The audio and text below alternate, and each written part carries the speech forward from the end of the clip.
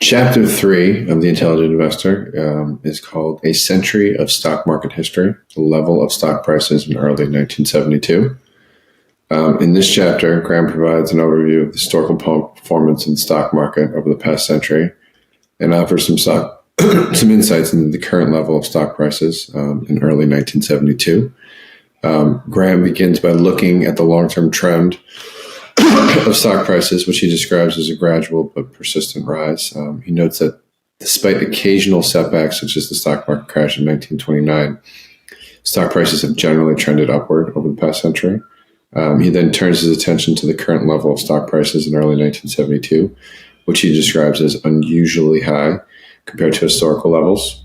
He notes that the price to earnings ratio, which is a measure of what you pay compared to what a company earns every quarter, the price to earnings ratio at the time was significantly higher than its historical average.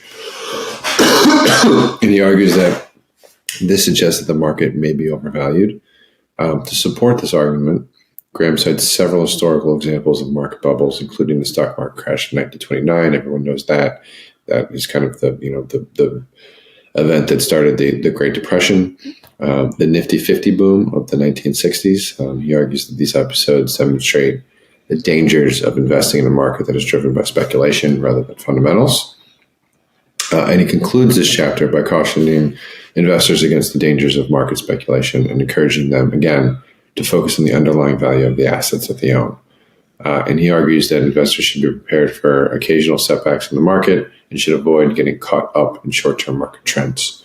Overall, Chapter 3 provides a very valuable perspective on the historical performance of the stock market, a nice little kind of, quick historical trip down memory lane for investors. But what you see is, history repeats itself, right? So the boom bust cycle that we see is driven by speculation. It's driven by greed.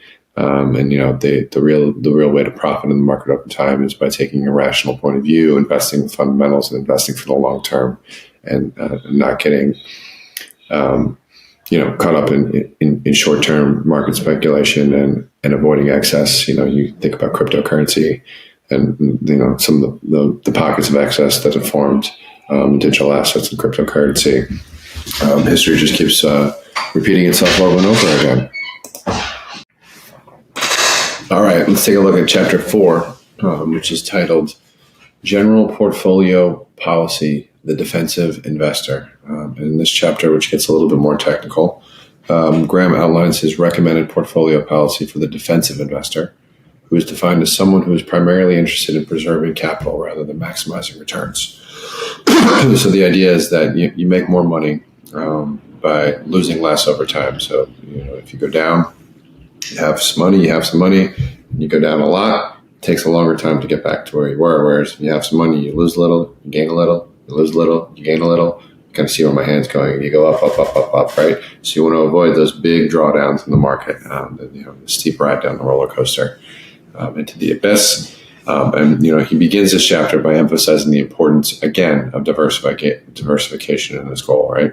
Arguing that defensive investors should hold a mix of stocks and bonds, as well as a small allocation to cash to take advantage of dips.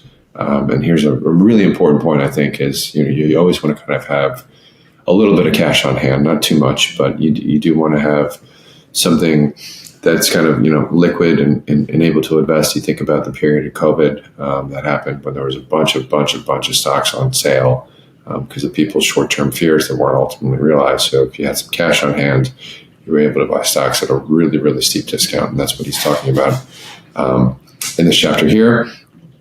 He also discusses the importance of maintaining, again, a margin of safety in the portfolio, which he defines as the favorable difference between price on the one hand and indicated or appraised value on the other.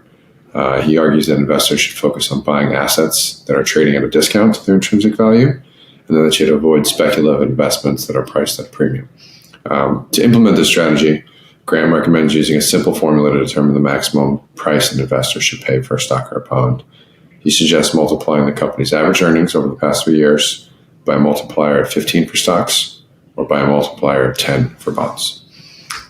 He also discusses the importance of periodic portfolio review and rebalancing, arguing that investors should periodically assess their portfolio asset allocation and make adjustments as necessary. Sorry, I just had a little interruption there.